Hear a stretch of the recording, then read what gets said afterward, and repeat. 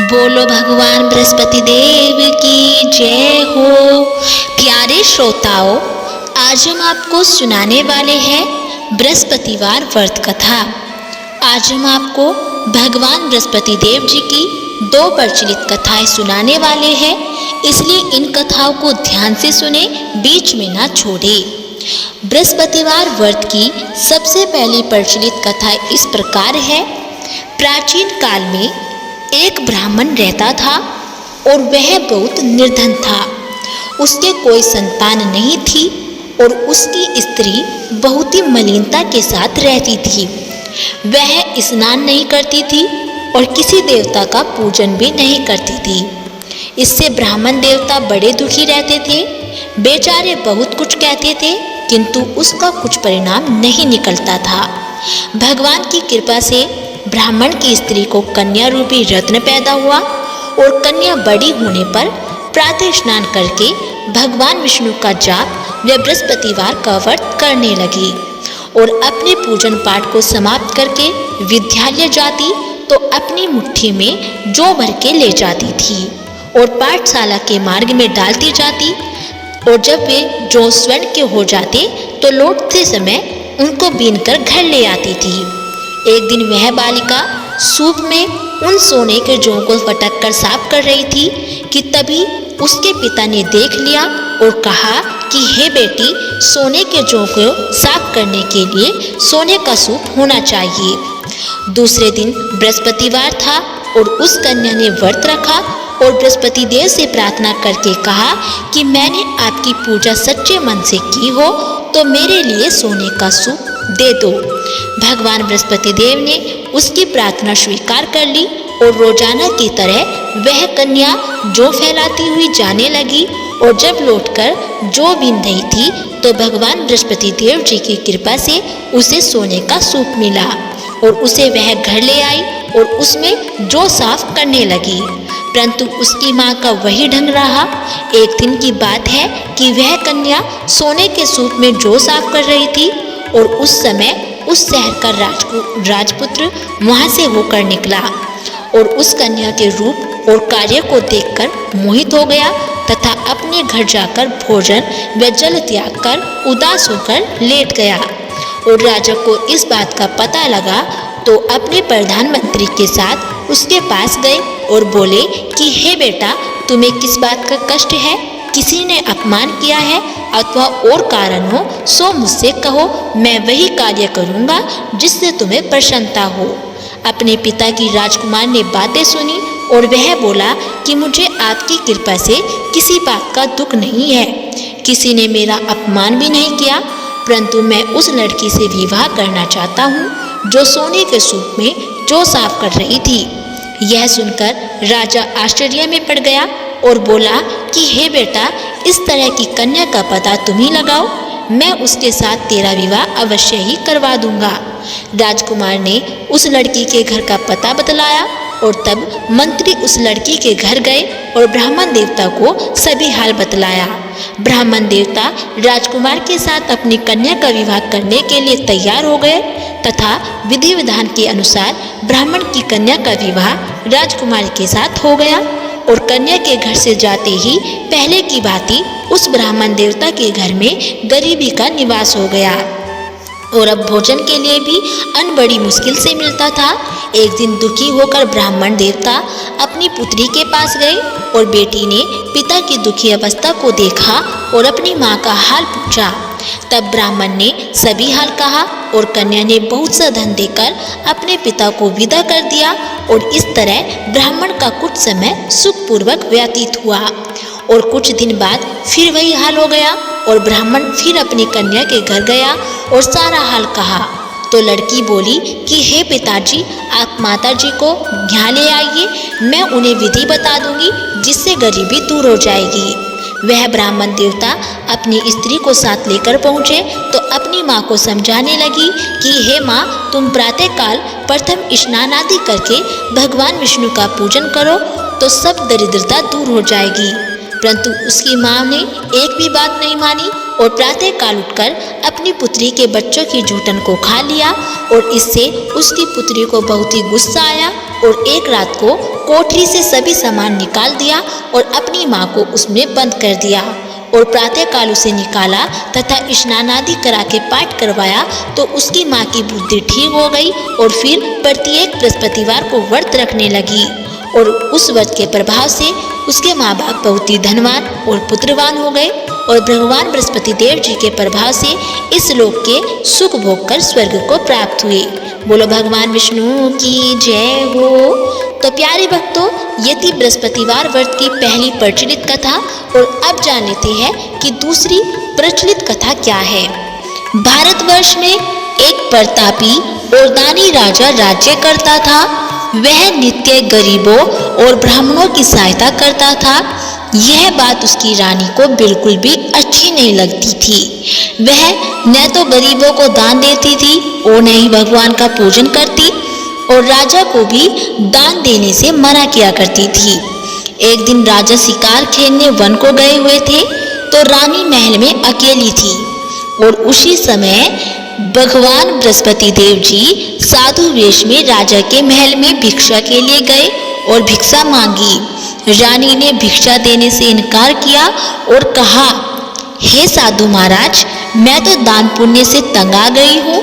मेरा पति सारा धन लुटाते रहते हैं और मेरी इच्छा है कि हमारा धन नष्ट हो जाए और फिर न रहेगा बांस और न बजेगी बांसुरी। साधु महाराज ने कहा, देवी तुम तो बड़ी विचित्र हो। धन संतान तो सभी चाहते हैं, पुत्र और लक्ष्मी तो पापी के घर भी होने चाहिए। यदि तुम्हारे पास अधिक धन है तो भूखों को भोजन दो, प्यासों के लिए प्याऊ बनवाओ, मुसाफिरों के लिए धर्मशालाएं खुलवाओ और जो निर्धन अपनी कुंवारी कन्याओं का विवाह नहीं कर सकते उनका विवाह करा दो। ऐसे और कई काम हैं जिनके करने से तुम्हारा यश लोक परलोक में फैलेगा। परंतु रानी पर उपदेश का कोई प्रभाव नहीं पड़ा और वह बोली कि महाराज, आप मुझे कुछ न समझाइए। मैं ऐसा धन नहीं चाहती हूँ जो हर जगह बांटती फिरूं। साधु महाराज ने उत्तर दिया, यदि तुम्हारी ऐसी इच्छा है तो तथास्तु। तुम ऐसा करना कि बृहस्पतिवार को घर लीपकर पीली मिट्टी से अपना सिर धोकर स्नान करना और भट्टी चढ़ाकर कपड़े धोना और ऐसा करने से आपका सारा धन नष्ट हो जाएगा। इतना कहकर वह साधु महाराज वहां से आलोप हो गए और साधु के अनुसार कई बातों को पूरा करते हुए रानी को केवल 3 बृहस्पतिवार ही बीते थे कि उसकी समस्त धन संपत्ति नष्ट हो गई और भोजन के लिए राजा का परिवार तरसने लगा। तब एक दिन राजा रानी से बोला कि हे रानी, तुम यहीं रहो और मैं दूसरे देश को जाता हूँ, क्योंकि यहाँ पर सभी लोग मुझे जानते हैं, इसलिए मैं कोई छोटा कार्य भी नहीं कर सकता हूँ। ऐसा कहकर राजा परदेश चला गया और वहाँ वह जंगल से लकड़ी काट कर लाता और शहर में बेचता। इस तरह वह अपना जीवन व्यतीत करने लगा और उधर राजा के परदेश जाते ही रानी और दासी दुखी रहने लगी। एक बार जब रानी और दासी को 7 दिन बिना भोजन के रहना पड़ा तो रानी ने अपनी दासी से कहा कि हे दासी, पास के नगर में मेरी बहन रहती है और वह बड़ी धनवान है। तू उसके पास जा और कुछ लेकर आ जा ताकि थोड़ी बहुत गुजर बसर हो जाए। दासी रानी की बहन के पास गई और उस दिन गुरुवार था। रानी की बहन उस समय बृहस्पतिवार का व्रत कर रही थी और व्रत कथा सुन रही थी। दासी ने रानी की बहन को अपनी रानी का संदेश दिया, लेकिन रानी की बड़ी बहन ने कोई उत्तर नहीं दिया। जब दासी को रानी की बहन से कोई उत्तर नहीं मिला तो वह बहुत दुखी हुई और उसे क्रोध भी आया। दासी ने वापस आकर रानी को सारी बात बता दी और सुनकर रानी ने अपने भाग्य को कोसा। उधर रानी की बहन ने सोचा कि मेरी बहन की दासी आई थी, परंतु मैं उससे नहीं बोली, इससे वह बहुत ही दुखी हुई होगी। कथा सुनकर और पूजन समाप्त करके वह अपनी बहन के घर गई और कहने लगी कि हे बहन, मैं बृहस्पतिवार का व्रत कर रही थी और तुम्हारी दासी मेरे घर आई थी, परंतु जब तक कथा होती है तब तक न तो उठते हैं और न ही बोलते हैं, इसलिए मैं नहीं बोली। कहो दासी क्यों गई थी? रानी बोली, बहन तुमसे क्या छिपाऊं, हमारे घर में खाने तक को अनाज नहीं था। ऐसा कहते कहते रानी की आंखें भर आई और उसने दासी समेत पिछले 7 दिनों से भूखे रहने तक की बात अपनी बहन को विस्तार पूर्वक सुना दी। रानी की बहन बोली कि देखो बहन, भगवान बृहस्पति देव सबकी मनोकामना पूर्ण करते हैं। देखो शायद तुम्हारे घर में अनाज रखा हो। पहले तो रानी को विश्वास नहीं हुआ, पर बहन के आग्रह करने पर उसने अपनी दासी को अंदर भेजा तो उसे सचमुच अनाज से भरा एक घड़ा मिल गया। यह देखकर दासी को बड़ी हैरानी हुई और दासी रानी से कहने लगी कि हे रानी, जब हमको भोजन नहीं मिलता तो हम व्रती तो करते हैं, इसलिए क्यों न इनसे व्रत और कथा की विधि पूछ ली जाए ताकि हम भी व्रत कर सके। तब रानी ने अपनी बहन से बृहस्पतिवार व्रत के बारे में पूछा और उसकी बहन ने बताया कि बृहस्पतिवार के व्रत में चने की दाल और मुनक्का से भगवान विष्णु का केले की जड़ में पूजन करें तथा दीपक जलाए और व्रत कथा सुने और पीला भोजन ही करें और इससे बृहस्पति देव भगवान प्रसन्न होते हैं। व्रत और पूजन विधि बताकर रानी की बहन अपने घर को लौट गई और 7 दिन के बाद जब गुरुवार आया तो रानी और दासी ने व्रत रखा और गुड़साल में जाकर चना और गुड़ लेकर आई और फिर उससे केले की जड़ तथा भगवान विष्णु का पूजन किया। और फिर पीला भोजन कहाँ से आए, इस बात को लेकर दोनों बहुत ही दुखी थी, क्योंकि उन्होंने व्रत रखा था, इसलिए बृहस्पति देव भगवान जी उनसे प्रसन्न थे। इसलिए वे एक साधारण व्यक्ति का रूप धारण करके 2 थालों में सुंदर पीला भोजन दासी को दे गए और भोजन पाकर दासी प्रसन्न हुई और फिर रानी के साथ मिलकर भोजन ग्रहण किया। उसके बाद वे सभी गुरुवार को व्रत और पूजन करने लगी और बृहस्पति भगवान जी की कृपा से उनके पास फिर से धन संपत्ति आ गई। परंतु रानी फिर से पहले की तरह आलस्य करने लगी। तब दासी बोली कि देखो रानी, तुम पहले भी इस प्रकार आलस्य करती थी और तुम्हें धन रखने में कष्ट होता था, इस कारण सभी धन नष्ट हो गया और अब जब भगवान बृहस्पति की कृपा से धन मिला है तो तुम्हें फिर आलस्य नहीं करना चाहिए। रानी को समझाते हुए दासी कहती है कि बड़ी मुसीबतों के बाद हमने यह धन पाया है, इसलिए हमें दान पुण्य करना चाहिए और भूखे मनुष्यों को भोजन कराना चाहिए और धन को शुभ कार्यों में खर्च करना चाहिए, जिससे तुम्हारे कुल का यश बढ़ेगा और स्वर्ग की प्राप्ति होगी और पितृ प्रसन्न होंगे। दासी की बात मानकर रानी अपना धन शुभ कार्यों में खर्च करने लगी और जिससे पूरे नगर में उसका यश फैलने लगा। उधर एक दिन राजा दुखी होकर जंगल में एक पेड़ के नीचे आसन जमाकर बैठ गया और वह अपनी दशा को याद करके व्याकुल होने लगा। और बृहस्पतिवार का दिन था। एकाएक उसने देखा कि निर्जन वन में एक साधु प्रकट हुआ और वह साधु वेश में स्वयं भगवान बृहस्पति देव जी थे। लकड़हारे के सामने आकर बोले कि हे लकड़हारे, इस सुनसान जंगल में तू चिंता मग्न क्यों बैठा है? लकड़हारे ने दोनों हाथ जोड़कर प्रणाम किया और उत्तर दिया कि महात्मा जी, आप सब कुछ जानते हैं, मैं क्या कहूँ। यह कहकर रोने लगा और साधु को अपनी आत्मकथा सुनाई। महात्मा जी ने कहा कि तुम्हारी स्त्री ने बृहस्पति के दिन बृहस्पति देव भगवान का निराधन किया था, जिसके कारण रुष्ट होकर उन्होंने तुम्हारी यह दशा कर दी है। अब तुम चिंता को दूर करके मेरे कहने पर चलो तो तुम्हारे सब कष्ट दूर हो जाएंगे और भगवान जी पहले से भी अधिक संपत्ति देंगे। तुम बृहस्पतिवार के दिन कथा किया करो और 2 पैसे के चने मुनक्खा लाकर उसका प्रसाद बनाओगे। बनाओ और शुद्ध जल से लोटे में शक्कर मिलाकर अमृत तैयार करो और कथा के पश्चात अपने सारे परिवार और सुनने वाले प्रेमियों में अमृत व प्रसाद बांटकर आप भी ग्रहण करो। ऐसा करने से भगवान तुम्हारी सब मनोकामनाएं पूरी करेंगे। साधु के ऐसे वचन सुनकर लकड़हारा बोला कि हे प्रभु, मुझे लकड़ी बेचकर इतना पैसा नहीं मिलता जिससे भोजन के उपरांत कुछ बचा सकूं। मैंने रात्रि में अपनी स्त्री को व्याकुल देखा है और मेरे पास कुछ भी नहीं जिससे मैं उसकी खबर मंगा सकूं। साधु महाराज ने कहा कि हे लकड़हारे, तुम किसी बात की चिंता मत करो। बृहस्पति के दिन तुम रोजाना की तरह लकड़ियां लेकर शहर को जाओ और तुमको रोज से 2 गुना धन प्राप्त होगा, जिससे तुम भली भांति भोजन कर लोगे तथा बृहस्पति देव जी की पूजा का सामान भी आ जाएगा। इतना कहकर साधु अंतर्ध्यान हो गए और धीरे धीरे समय व्यतीत होने पर फिर वही बृहस्पतिवार का दिन आया और लकड़हारा जंगल से लकड़ी काटकर किसी शहर में बेचने गया और उसे उस दिन और दिन से भी अधिक पैसा मिला और राजा ने चना गुड़ आदि लाकर गुरुवार का व्रत किया और उस दिन से उसके सभी क्लेश दूर हो गए।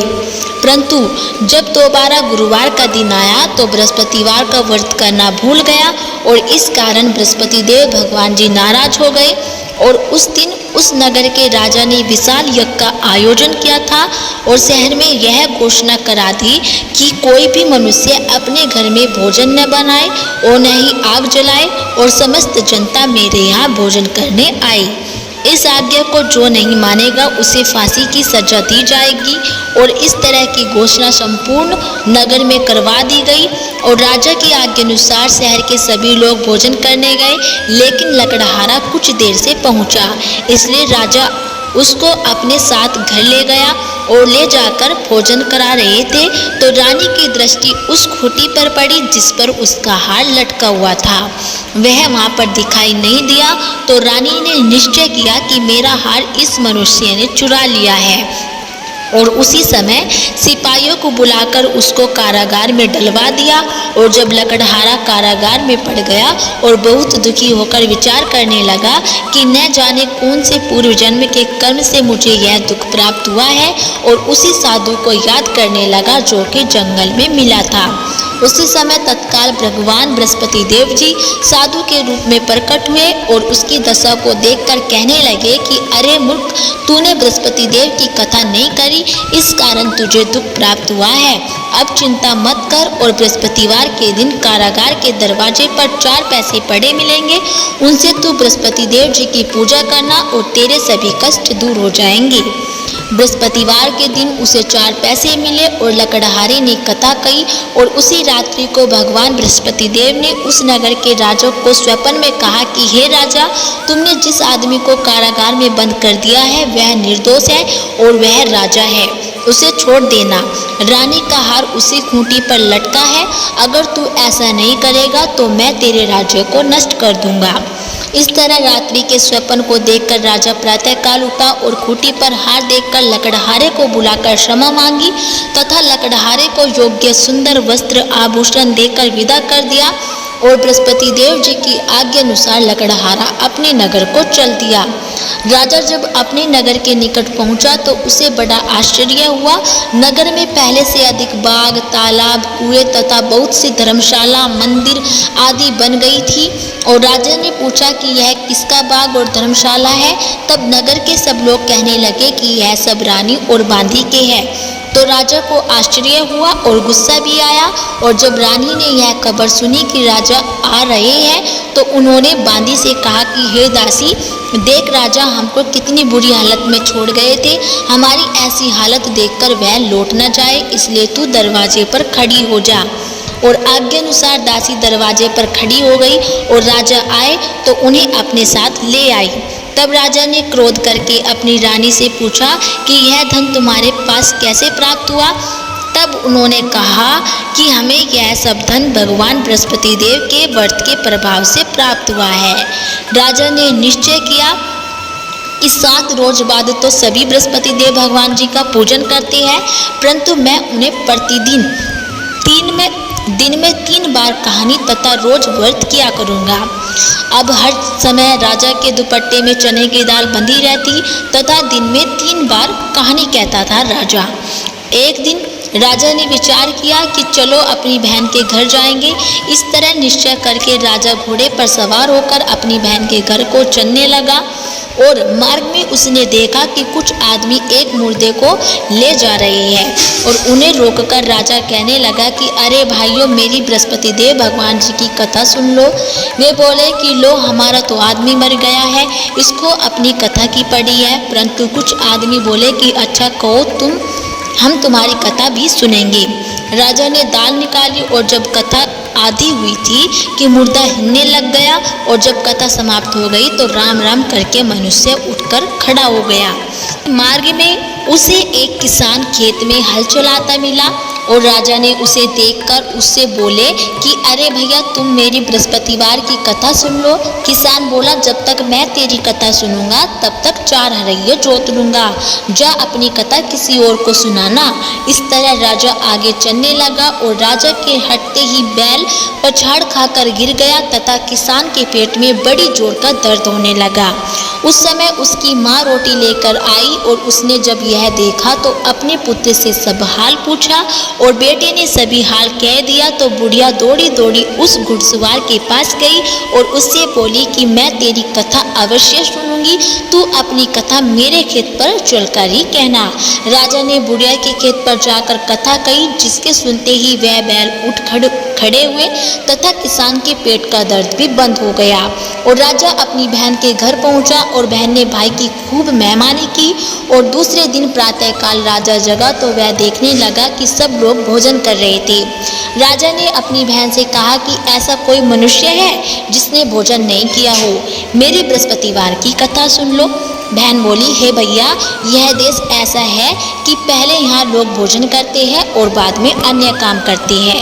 अगर कोई पड़ोस में है तो देखकर आती हूँ। वह ऐसा कहकर देखने चली गई, परंतु उसे कोई ऐसा व्यक्ति नहीं मिला जिसने भोजन न किया हो। अतः वह एक कुम्हार के घर गई जिसका लड़का बीमार था और उसे मालूम हुआ कि उनके घर 3 दिन से किसी ने भोजन नहीं किया है। और रानी ने अपने भाई की कथा सुनने के लिए कुम्हार से कहा तो वह तैयार हो गया और राजा ने जाकर बृहस्पतिवार की कथा कही, जिसको सुनकर उसका लड़का ठीक हो गया। अब तो राजा की प्रशंसा होने लगी और एक दिन राजा ने अपनी बहन से कहा कि हे बहन, हम अपने घर को जाएंगे, तुम भी तैयार हो जाओ। राजा की बहन ने अपनी सास से कहा और सास ने कहा कि हाँ चली जा, परंतु अपने लड़के को मत ले जाना क्योंकि तेरे भाई के कोई औलाद नहीं है। बहन ने अपने भैया से कहा कि हे भैया, मैं तो चलूंगी पर कोई बालक नहीं जाएगा। राजा बोला, जब कोई बालक नहीं जाएगा तब तुम ही क्या करोगी। बड़े दुखी मन से राजा अपने नगर को लौट आया और राजा ने अपनी रानी से कहा कि हम निर्वंशी हैं, हमारा मुंह देखने का धर्म नहीं है और कुछ भोजन आदि नहीं किया। बोली, हे प्रभु, बृहस्पति देव ने हमें सब कुछ दिया है, वह हमें औलाद भी अवश्य देंगे। उसी रात को बृहस्पति देव ने राजा को स्वप्न में कहा कि हे राजा, उठ, सभी सोच त्याग दे, तेरी रानी गर्भ से है। रानी की यह बात सुनकर बड़ी खुशी हुई और 9वें महीने में उसके गर्भ से एक सुंदर पुत्र पैदा हुआ। और तब राजा बोला कि हे रानी, स्त्री बिना भोजन के रह सकती है पर बिना कहे नहीं रह सकती है। जब मेरी बहन आएगी तुम उससे कुछ मत कहना। रानी ने सुनकर हाँ कर दिया और जब राजा की बहन ने यह शुभ समाचार सुना तो वह बहुत खुश हुई तथा बधाई लेकर अपने भाई के घर आई। और तभी रानी ने कहा कि घोड़ा चढ़कर तो नहीं आई, गधा चढ़कर आई हो। राजा की बहन बोली कि भाभी, मैं इस प्रकार न कहती तो तुम्हें औलाद कैसे मिलती। भगवान बृहस्पति देव ऐसे ही है, जैसे जिसके मन में कामनाएं हैं सभी को पूर्ण करते हैं। जो सद्भावना पूर्वक बृहस्पतिवार का व्रत करता है एवं कथा पढ़ता है अथवा सुनता है या दूसरों को सुनाता है, भगवान बृहस्पति देव जी उसकी सभी मनोकामना पूर्ण करते हैं। बोलो भगवान बृहस्पति देव की जय हो, बोलो भगवान विष्णु की जय हो। तो दोस्तों, ये थी बृहस्पतिवार व्रत कथा। यदि आपको हमारी ये कथा अच्छी लगी हो तो प्लीज़ हमारी वीडियो को लाइक करें और चैनल को सब्सक्राइब करना ना भूलें।